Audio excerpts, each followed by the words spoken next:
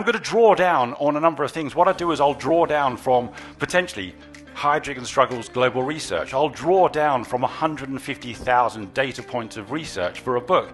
I'll draw down of over 300 conversations with global leaders from all over the world and all kinds of disciplines, not just executives, but astronauts, undercover police officers, New York Times best-selling authors, military commanders. So Adam's speech deeply touched my soul. I think that as we move into a more and more connected world, it's just so clear how people crave connection and how as a leader we have a deep responsibility to people.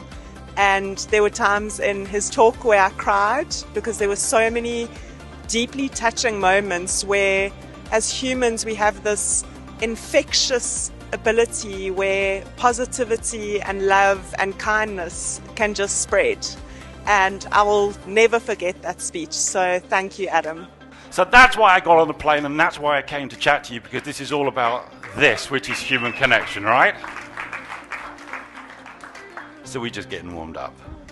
The talk today by Adam really stood out to me because leadership is key. And here's another kicker. IQ is not infectious.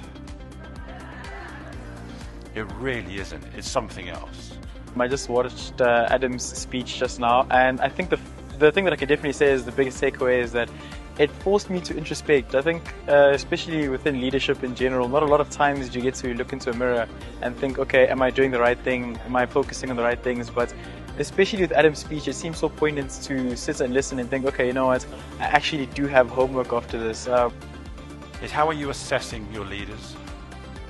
How are you developing your leaders? And how are you making sure you've got the right people in the right place at the right time